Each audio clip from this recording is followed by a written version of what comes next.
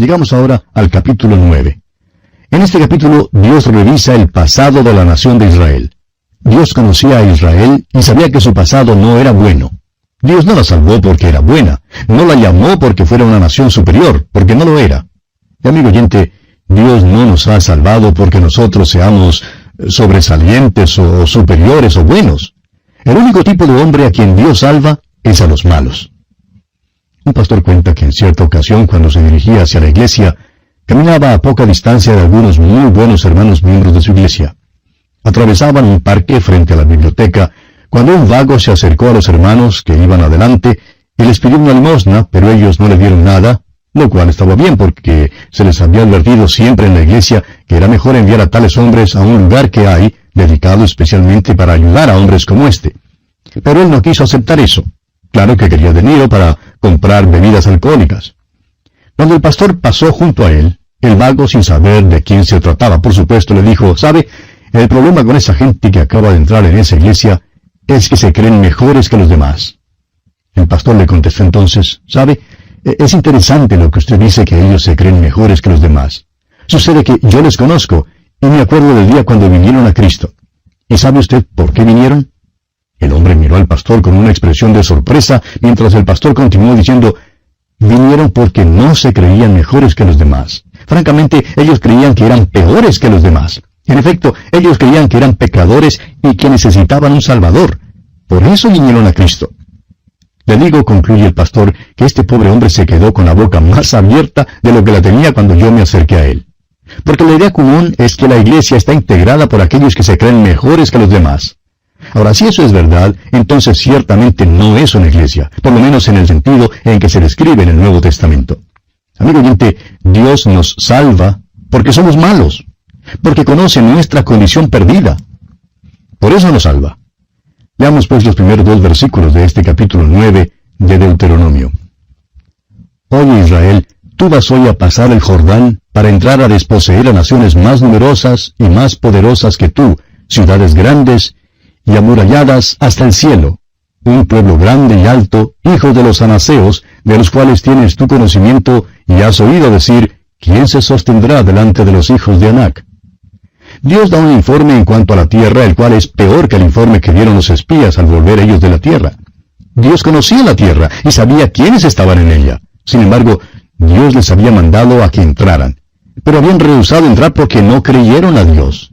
Dios sabía que los residentes allí eran gigantes. Él sabía todas las dificultades. Pero Él había prometido entrar en la tierra con ellos. Fue Martín Lutero quien dijo, «Uno con Dios constituye una mayoría». Y amigo oyente, si usted está con Dios, usted está con la mayoría. En realidad, los cristianos pertenecen al grupo minoritario aquí en este mundo. Pero hay algo que el mundo no sabe. Con Dios somos mayoría. Uno con Dios constituye una mayoría. Bien, continuemos leyendo el versículo 3 de este capítulo 9 de Deuteronomio. «Entiende pues hoy que es Jehová tu Dios el que pasa delante de ti como fuego consumidor, que los destruirá y humillará delante de ti, y tú los echarás y los destruirás enseguida, como Jehová te ha dicho». Es Dios quien los expulsará de la tierra. Dios es el dueño de esa tierra. Él es el creador. Tiene derecho a hacer esto. Dios es el soberano creador. Nosotros somos simplemente las criaturas. Continuemos ahora con el versículo 4. «No pienses en tu corazón cuando Jehová tu Dios los haya echado de delante de ti, diciendo, por mi justicia me ha traído Jehová a poseer esta tierra, pues por la impiedad de estas naciones Jehová las arroja de delante de ti». Dios está echando fuera a las otras naciones porque son naciones perversas. Pero no es que Dios esté poniendo una nación justa en la tierra, y Dios clarifica esto. Veamos el versículo 5 y también el versículo 6. «No por tu justicia ni por la rectitud de tu corazón entras a poseer la tierra de ellos, sino por la impiedad de estas naciones Jehová tu Dios las arroja de delante de ti, y para confirmar la palabra que Jehová juró a tus padres Abraham, Isaac y Jacob. Por tanto, sabe que no es por tu justicia que Jehová tu Dios te da esta buena tierra para tomarla, porque pueblo duro de servir eres tú». ¿Sabe usted, amigo oyente, que Dios no le salva a usted ni me salva a mí porque somos buenos? Somos pecadores. Él nos salva por amor a Cristo y no por amor a nosotros. Cristo murió para salvarnos y Dios estuvo de acuerdo para salvarnos en Cristo. Es por eso que somos salvos. Amigo oyente, si usted cree que de alguna manera u otra Dios hallará algo en usted que merezca la salvación, olvídese porque se llevará un chasco. Dios le conoce a usted y Él dice que no puede hallar absolutamente nada que sea justo en usted. Es por amor a Cristo que Dios nos salva, y Dios halla todo lo que necesitamos en Él. ¡Cuán maravilloso es eso, amigo oyente! En este pasaje de Deuteronomio se halla la semilla del Evangelio de la gracia de Dios. Esta es una sección notable de la Escritura. Dios no descendió para librar a los israelitas porque fueran personas muy maravillosas. Él sabía todo el tiempo que eran obstinados. Oyó su gemir en Egipto, y amigo oyente, si usted es pecador, y usted sabe lo que es, entonces necesita reclamarle la salvación. Si usted vuelve a Cristo por la fe, Él le salvará. Veamos ahora el fracaso de Israel.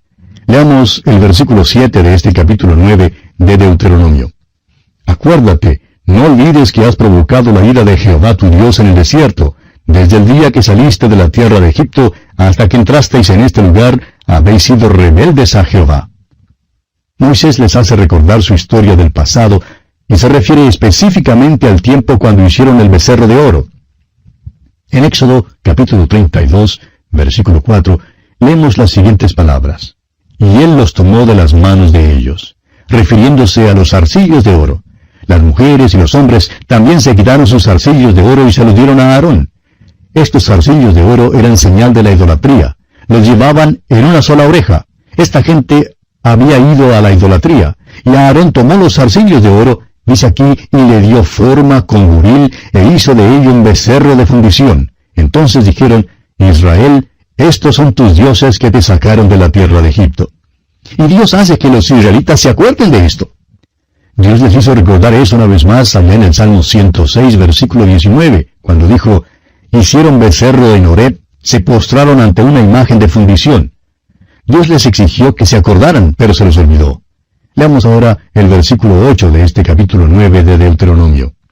En Horeb provocasteis a ira a Jehová, y se enojó Jehová contra vosotros para destruiros. Y Moisés sigue con su narración. Pasemos ahora al versículo 12. Y me dijo Jehová, levántate, desciende pronto de aquí, porque tu pueblo que sacaste de Egipto se ha corrompido. Pronto se han apartado del camino que yo les mandé. Se han hecho una imagen de fundición. Al mismo tiempo que estaban haciendo el becerro de oro, Moisés estaba en el monte recibiendo los mandamientos. Y dos de estos mandamientos prohibían precisamente aquella misma cosa.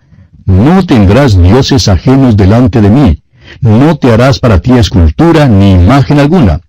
Fíjese usted que Dios dice a Moisés, es pueblo tuyo, tú lo sacaste de Egipto. Para Moisés le contestará en un momento. Leamos el versículo 13. Y me habló Jehová diciendo, he observado a ese pueblo, y he aquí que es pueblo duro de cerviz. El Señor repite estas palabras muchas veces. Sabía todo el tiempo que Israel era un pueblo duro de cerviz, y nos conoce a nosotros también, amigo oyente, a usted y a mí. Continuemos ahora con el versículo 14. Déjame que los destruya y borre su nombre de debajo del cielo, y yo te pondré sobre una nación fuerte y mucho más numerosa que ellos. Esto debe haber sido una tentación para Moisés, pero la resistió. Su súplica por Israel se relata en el capítulo 33 de Éxodo, en los versículos 12 al 17. Ahora Moisés no subirá a la tierra sin la presencia del Señor. Dijo, si tu presencia no ha de ir conmigo, no nos saques de aquí. Moisés se identificó con el pueblo. Continuemos leyendo el versículo 16. Y miré, y he aquí habíais pecado contra Jehová vuestro Dios. Os habíais hecho un becerro de fundición, apartándoos pronto del camino que Jehová os había mandado. En aquel mismo momento, cuando Dios les estaba dando los 10 mandamientos, ellos se apartaban de él, y al mismo tiempo decían que le iban a obedecer.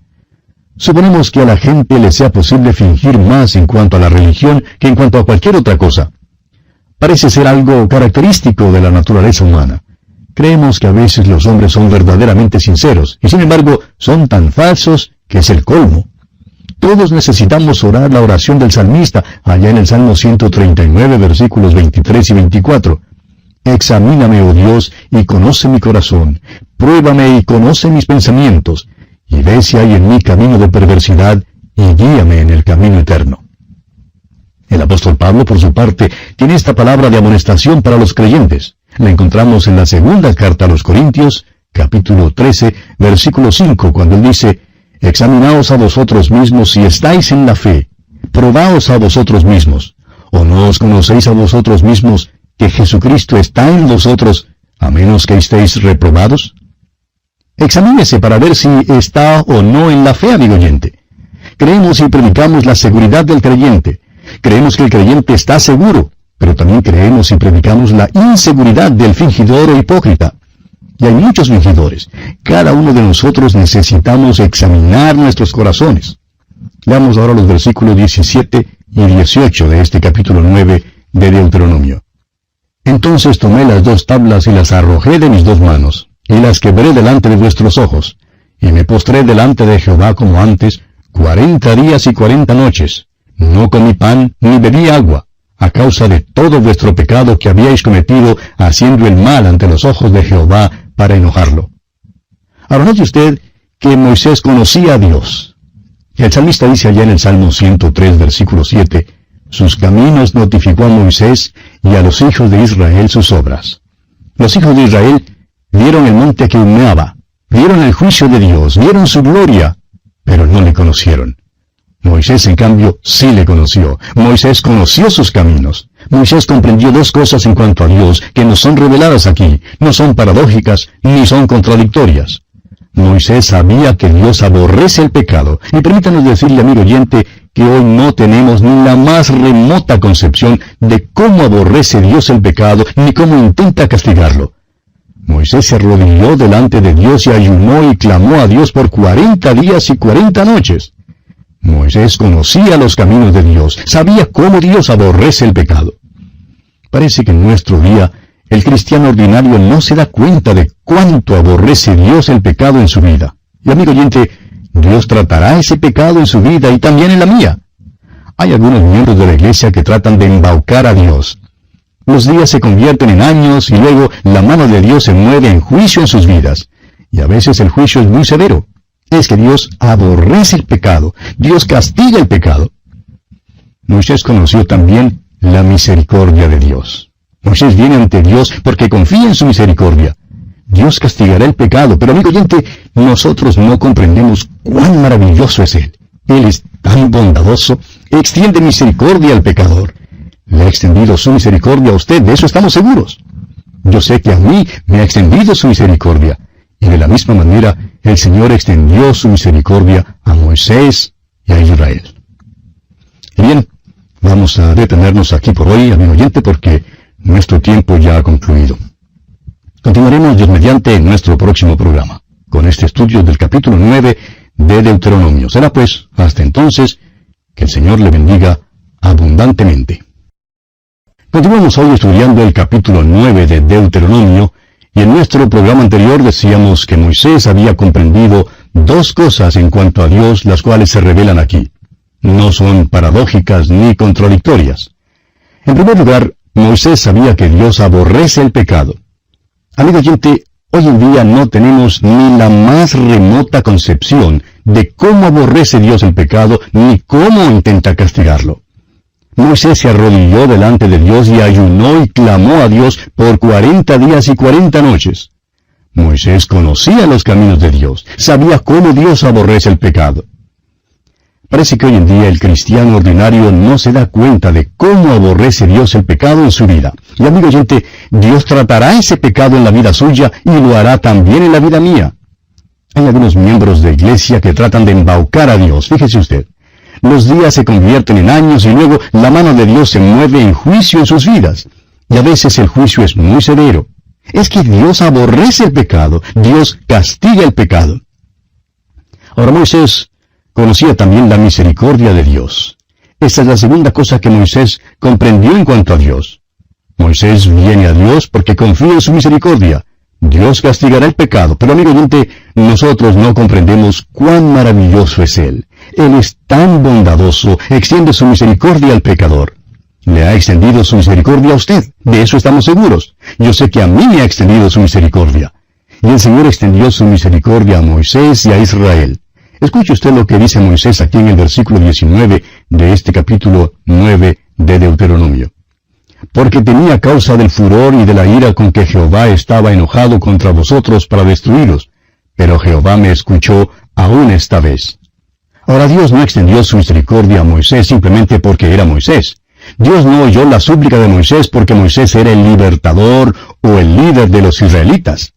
El apóstol Pablo clarifica esto en su carta a los Romanos, capítulo 9, versículo 15, cuando dice, pues a Moisés dice, tendré misericordia del que yo tenga misericordia, y me compadeceré del que yo me compadezca.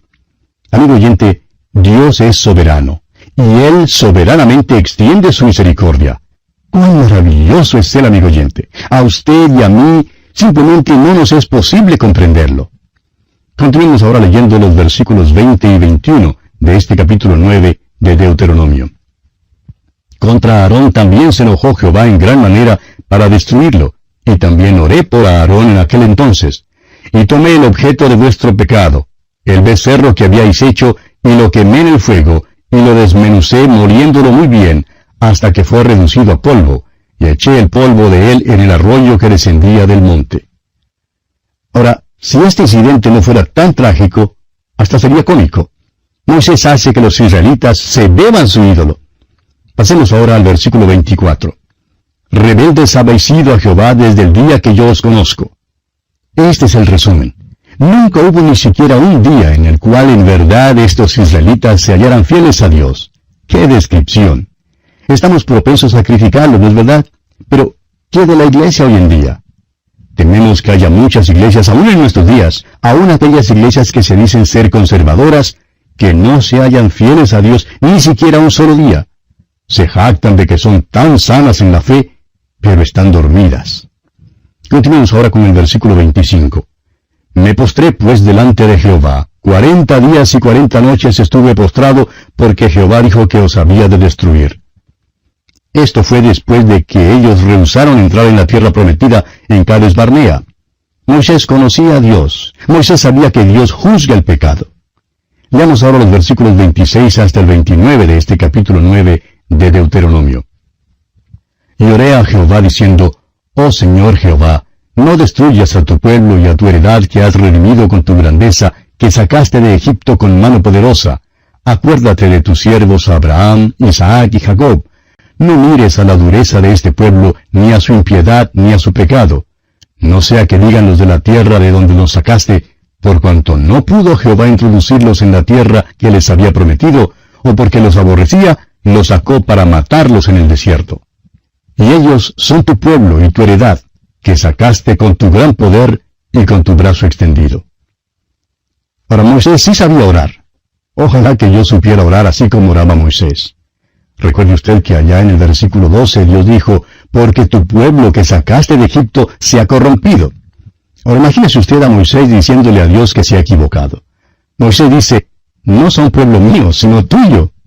Yo no los saqué de Egipto, sino tú, son tuyos. Moisés hizo que Dios recordara su promesa. Moisés la recuerda a Dios que los moradores de la tierra creerían que Dios había fallado si no introducía a Israel en la tierra prometida. ¿Qué diría el enemigo? Moisés apela a Dios en base a la promesa que Dios le había hecho y en base a su gloria.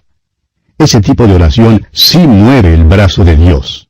Dios, amigo oyente, no tan solo sacó a Israel de Egipto, sino que también los puso en la tierra prometida. Esta es la oración eficaz. Y bien, así concluye nuestro estudio del capítulo 9 de Deuteronomio.